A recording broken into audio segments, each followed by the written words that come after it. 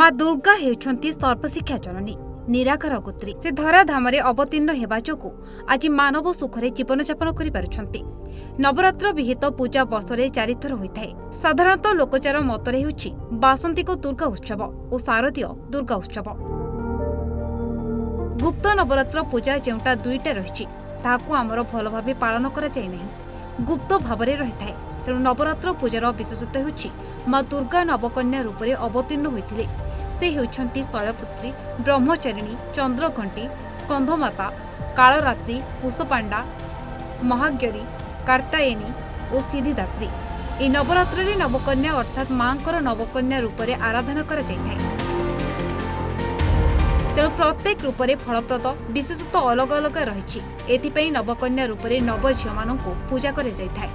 मांकर जेमिति सिंदूर उपचार, कुकुम, वस्त्र और अगुरु नैवेद्य, धूप, दीप, गंधमाल्य सबु प्रकार अर्पण करा जाई नवकन्या को पूजा करा जायथाय। यह हेउछि नवरात्र पूजार नवकन्या विशेषत्व।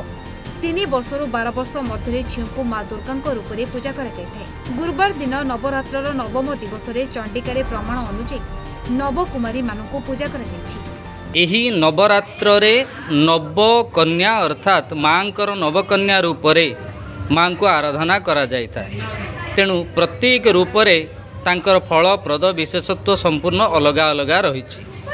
एथिपाई नवकन्या रूपरे नव झियो मानकु ही पूजा करा जायथाय। आज जो दुर्गा साई मंदिर रे जो भाईचारा परिवेश भितर आम कन्या पूजनटा करुचु। माँ को प्रति आमर भक्ति श्रद्धा भल पाइबा अच्छी। तांकर 9टी रूप को लेकिन आम नवकन्या सबु वर्ष आमर दुर्गा पूजा भी करूँ। एवं एठी बसंत ऋतु ये काल जोटी होची बासंती पूजा से भी आम नवरात्रि पालन करूँ। समस्ते मिसिकी गोटे भाईचारा परिवेश ये सृष्टि हुए। आम जो नवमी दिन 9 जन छोट पिला माने आम आमंत्रित कर बसाऊ बसैकी जमी माँ को जमी पूजा करा जाए। प्रथम पाद धोई दौ, तापर नुआ जमी कपड़ा मंडन करा जाए। तापर चंदन, सिंदूर, चाउल, दुब ये सब दे था। बंदापना कर। बालेश्वर रंजित दास रिपोर्ट, ओडिशा भास्कर।